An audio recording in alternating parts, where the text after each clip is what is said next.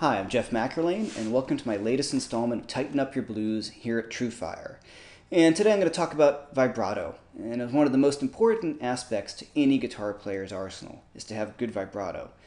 There's a lot of pitfalls to it. If you don't pay attention to it, it could be sharp, could be out of tune, and that's not something we really want.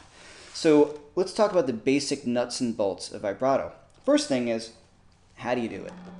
Generally, when I vibrato a note, I will have my hand over the top of the neck. And say if I want to vibrato this D note here on the 7th fret of the 3rd string, I'm going to play that note, I'm going to jam my 3rd finger up against the fret and my 2nd finger behind it, and my 1st finger is going to come down and flop over these other strings to help mute. I'm going to pull down in one direction. In this case, I'm pulling downwards. Some people might push upwards. I prefer to go down on a lot of notes, most of them actually. Obviously in the high string you can't, right? There I'll go up. But mostly, if I can, I'll pull downwards. I think I have more control that way. The key here is the vibrato is not coming from my fingers individually like this. It's coming from my forearm. I'm locking these fingers, and I'm pulling my arm down, my wrist down with my forearm.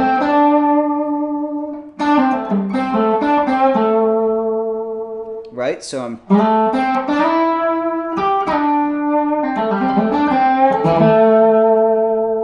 allowing the string to pull the note back in tune, and I'm pulling it sharp.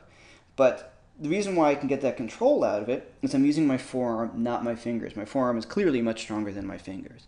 And this is especially prevalent when you're bending and vibratoing. Okay, so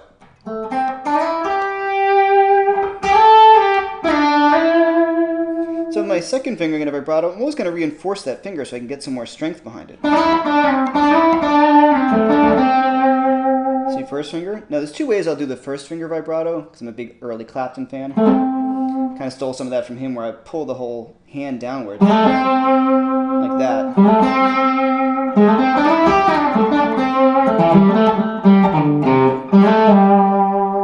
Or I'll just pivot on that joint right there.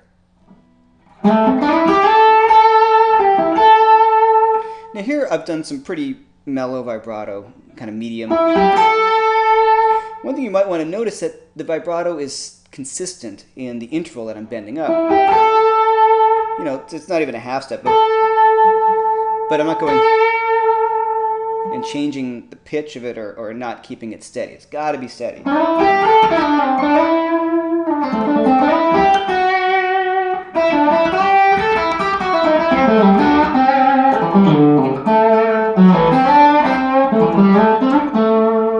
Right? It's always kind of a steady pitch. I can be faster.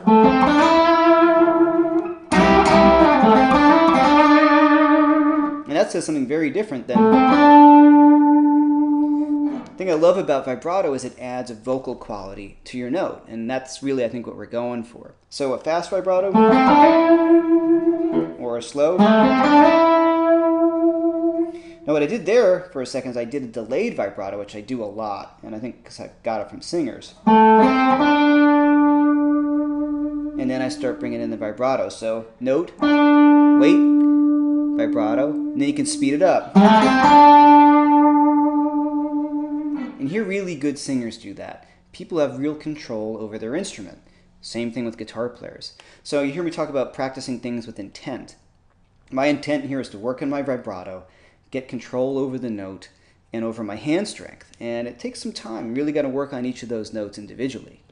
Now, if I want to put on a little more gain, I can get a really big, wide, fast kind of rock and roll vibrato.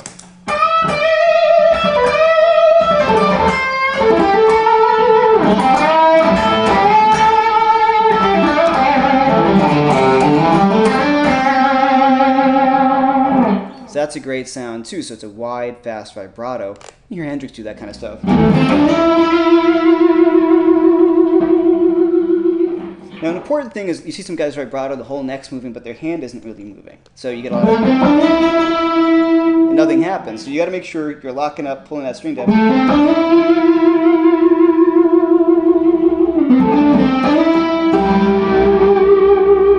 Now, of course, there's vibrato with the bar, but let's just talk about finger vibrato for today. Okay, and I'm going to do a delayed vibrato and go from smaller to wider and faster. Pretty cool, right? So it's like a singer could do. Real control over the note. All right, so now when you bend a note and vibrato it, an important thing to think about is I'm going to bend up a whole step. And I got to hold that bend and then release the note below the pitch. When we're vibratoing a note without bending it, we're going above the pitch. Now we're going to go below the pitch and back up to it.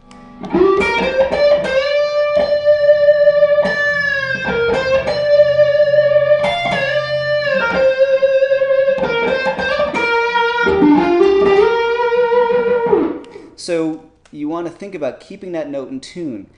I highly recommend practicing your bends and vibrato. Now in the next installment, I'll be talking about bends.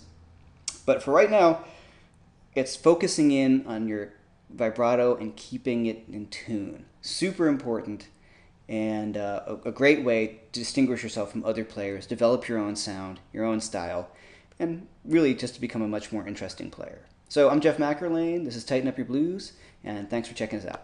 Take care.